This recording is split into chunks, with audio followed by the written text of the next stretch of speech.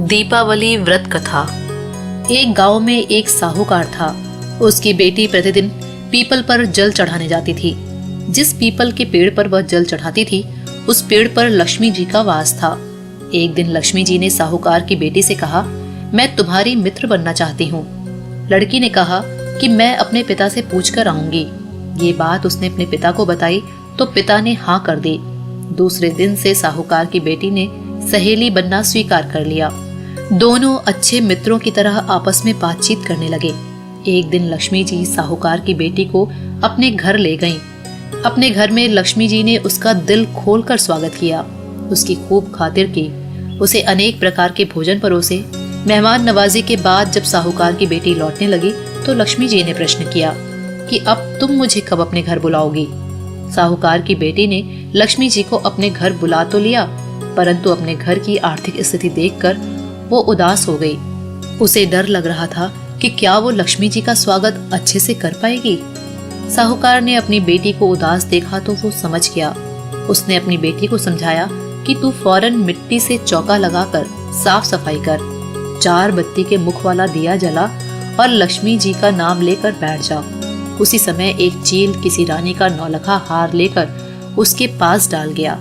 साहूकार की बेटी ने उस हार को बेचकर भोजन की तैयारी की। थोड़ी देर में श्री गणेश के साथ लक्ष्मी जी उसके घर आ गईं। साहूकार की बेटी ने दोनों की खूब सेवा की। उसकी खातिर से लक्ष्मी जी बहुत प्रसन्न हुई और साहूकार बहुत अमीर बन गया। हे लक्ष्मी माता, आपने जैसी कृपा उस साहूकार पर की, वैसी ही कृपा हम सब पर करें। दिवाली पूजन सामग्री। महालक्ष्मी पूजन में केसर, रोली, चावल, पान का पत्ता, सुपारी, फल, फूल, दूध, खील, बताशे, सिंदूर, सूखे मेवे, मिठाई, दही, गंगाजल, धूप, अगरबत्ती, दीपक, रुई, कलावा, नारियल और कलश के लिए एक तांबे का पात्र चाहिए।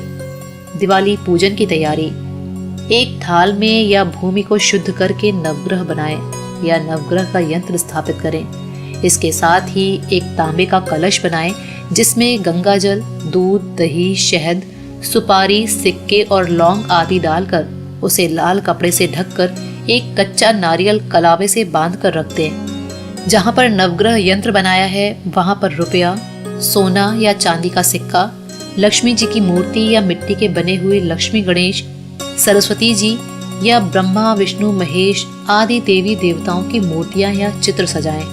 कोई धातु की मूर्ति हो तो उसे साक्षात रूप मानकर दूध, दही और गंगा जल से स्नान कराकर अक्षत, चंदन का श्रृंगार करके फल फूल आदि से सजाएं। इसके दाहिनी ओर एक पंचमुखी दीपक अवश्य जलाएं जिसमें घी या तिल के तेल का प्रयोग किया जाता है।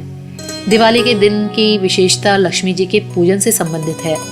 इस दिन घर, परिवार, कार्यालय में लक्ष्मी जी के पूजन के रूप में उनका स्वागत किया जाता है।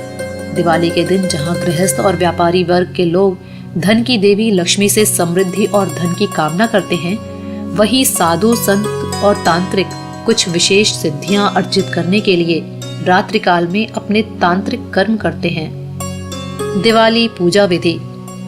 घर के बड़े बुजुर्गों को या नित्य पूजा पाठ करने वालों को महालक्ष्मी पूजन के लिए व्रत रखना चाहिए। घर के सभी सदस्यों को महालक्ष्मी पूजन के समय घर से बाहर नहीं जाना चाहिए।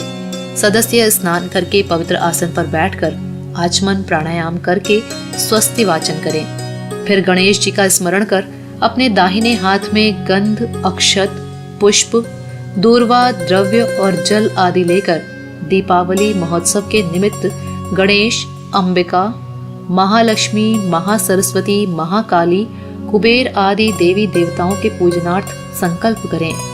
कुबेर पूजन करना लाभकारी होता है।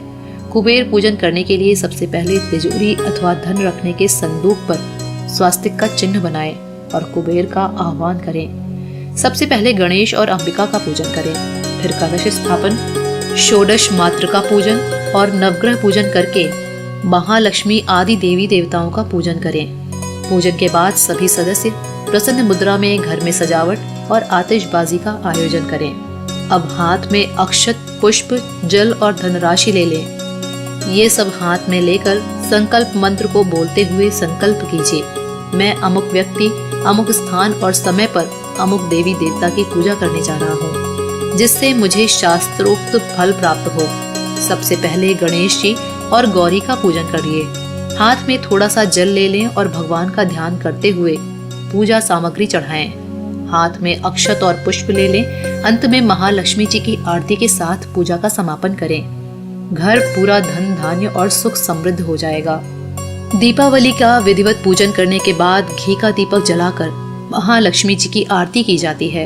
आरती के लिए एक थाली में रोली से स्वास्तिक बनाएं, उसमें कुछ अक्षत और पुष्प डालें। गाय के घी का 4 मुखी दीपक जलाएं और माँ लक्ष्मी की शंख, घंटी, डमरू आदि से आरती उतारें। आरती करते समय परिवार के सभी सदस्य एक साथ होने चाहिए। परिवार के प्रत्येक सदस्य को माता लक्ष्मी के सामने 7 बार आरती घुमानी चाहिए। 7 बार होने के बाद आरती की थाली को लाइन में खड़े परिवारों के अगले सदस्य को दे देना चाहिए। यही क्रिया सभी सदस्यों को करनी चाहिए। दीपावली पर सरस्वती पूजन करने का भी विधान है। इसके लिए लक्ष्मी पूजन करने के पश्चात माँ सरस्वती का भी पूजन करना चाहिए। दीपावली एवं धन त्रयोदशी पर महालक्ष्मी के पूजन के साथ साथ धनाध्यक्ष कुबेर का भी पूजन किया जाता है। कुबेर पूजन करने से घर में स्थायी संपत्ति में वृद्धि होती है और धन का अभाव दूर होता है।